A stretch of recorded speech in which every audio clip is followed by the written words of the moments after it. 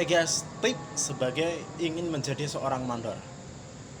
Ya, ini sih sangat mudah ya. Ya bukan mudah lah, ya bukan mudah sih. Maksudnya begini, ingin menjadi seorang mandor itu yang paling utama itu adalah modal guys. Modal yang gede, apalagi proyek gede itu modalnya juga sangat gede. Perumahan aja sudah sampai ratusan, apalagi apartemen. Soalnya apa, ada kendala misalkan dari rumah ataupun kantor, itu kita harus yang nanggung guys. Ya kita harus nalangin dulu, kalau nggak seperti itu ya anak buah akan kabur dengan sendirinya.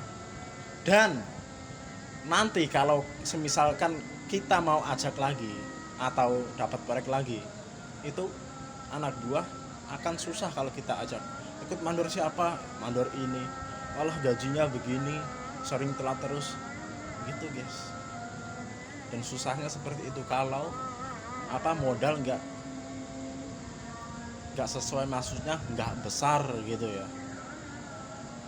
Dan apa namanya, dan susahnya seperti biasanya kan begini, eh, semisalkan perumahan itu biasanya orang yang punya rumah itu biasanya modal baru ada separuh atau baru 50% ataupun 70%, itu sudah memulai pekerjaannya guys, sudah memulai pancang, udah mulai pembangunan.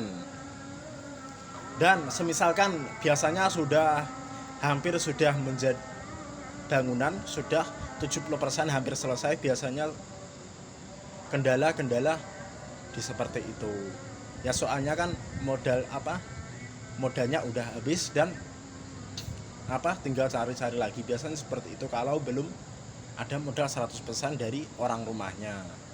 Biasanya seperti itu, orang rumah itu biasanya modal 70% itu sudah menjalankan proyek. Masalahnya apa? Ntar yang 30% sambil berjalan proyek kita bisa menyari 30%-nya lagi gitu. Dan PT pun juga sama seperti itu guys. PT gede ataupun proyek gede itu sama seperti itu. Udah sekian-sekian, nggak sepenuhnya harus biasanya itu nggak sepenuhnya harus 100% dulu baru bisa memulai pekerjaan atau proyek, itu enggak. Itu biasanya 70%, 80%, bahkan 90% itu udah memulai. Terus 10%-nya atau 20% dari mana? Ya sambil berjalannya gitu. Rata-rata kan gitu. Maksudnya rata-rata kan gini. Proyek itu kendala duit atau biasanya nggak lancar itu kan biasanya proyek yang sudah hampir jadi. Tapi kalau masih nol-nolan, masih dasaran atau masih 40% lah, 30% itu masih lancar-lancarnya. Uang masih lancar, uang muka, gajian ataupun kasbonan itu masih lancar dari PT ataupun dari orang yang punya rumah gitu. Tapi kalau sudah hampir mendekati jadi ya seperti itu guys, kendalanya di seperti itu. Dan kalau mandor nggak ada modal ataupun nggak bisa menalangin, ya anak buah yang bisa kabur semua guys. Dan tidak mudah lagi dipercaya anak buah. Nanti kalau kita membutuhkan orang lagi, misalkan dapat proyek lagi, ya susah mendapatkan seseorang gitu. Allah ikut mandor ini, bayarannya seret ginilah seperti itu. Dan puyengnya juga seperti itu, kalau nggak ada modal, mandor nggak punya modal ya waduh. Meskipun proyeknya banyak, biasanya kan misalkan ada proyek berapa, itu biasanya sistemnya gini guys, yang proyek sini opnaman masuk, terus yang proyek sono nggak masuk. Biasanya yang proyek sini itu uangnya buat nambelin yang proyek sono yang nggak masuk gitu. Ntar kalau di sini yang nggak masuk, sono buat sini, jadi bisa berjalan. Biasanya kan gitu. Kalau semisal uang pun dari PT ataupun uang rumah juga seperti itu. Yang dari proyek sono belum keluar, ditalangin dulu dari hasil proyek sini. Kalau yang di sini belum keluar, ditalangin dulu dari proyek yang sono. Begitu guys. Jadi modal yang utama. Dan soal kecerdasan itu ya penting sih, penting dan sangat penting. Dan umumnya menjadi seorang mandor biasanya kan sudah lama terjun di kuli bangunan, dan teori-teori atau materi dia pasti sudah menguasainya. Dan terpenting lagi, harus pintar-pintar cari orang kepercayaan atau wakil.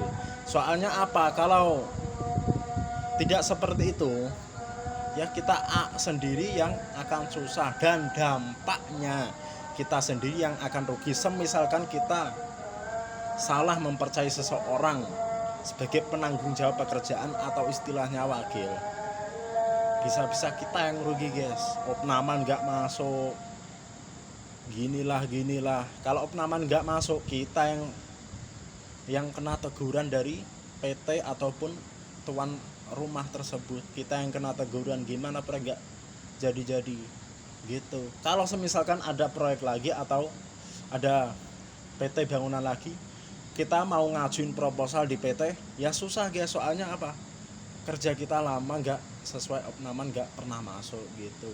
Begitupun juga di perumahan, kalau semisalkan kita mau ngambil lagi, orang mau mengambil kita itu ya males gitu. Soalnya opnaman nggak sesuai, nggak pernah masuk gitu guys. Susahnya jadi mandor ya seperti itu, harus pintar-pintar.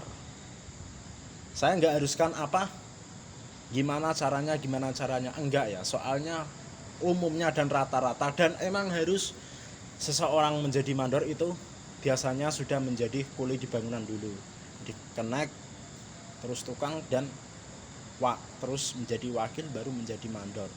Nggak ada guys, nggak bisa langsung jadi mandor, itu nggak bisa, kecuali dia dapat kepercayaan atau mendapat orang sampingan yang menjanjikan tersebut. Maksudnya kita nggak bisa dan nggak punya pengalaman apa-apa ya sebagai mandor, apalagi soal bangunan. Nah, kita punya kenalan seseorang yang mengerti sangat dengan bangunan. Nah, baru, dan kita sudah percaya kepada orang tersebut. Nah, di situ bolehlah kita percaya sama dia. Kita hanya perlu modal saja, dan urusan pekerjaan dia yang menanganinya gitu. Dan itu kita harus sepenuhnya 100% yakin, percaya dan dengan orang tersebut. Dan kita harus hati-hati mencari orang yang bisa 100% sepenuhnya tersebut gitu guys. Oke, next di video. Kalau kalau ingin kita menjadi mandor yang untung dan menghasilkan dan dapat dipercayai PT lagi ataupun tuan rumah lagi, dan PT pun ataupun tuan rumah pun puas dengan hasil jerih payah kita ataupun pekerjaan kita. Jadi kita harus pandai-pandai mencari orang kepercayaan tersebut untuk mengatasi semua pekerjaan proyek kita. Jadi begitu guys. Oke, next di video selanjutnya ya.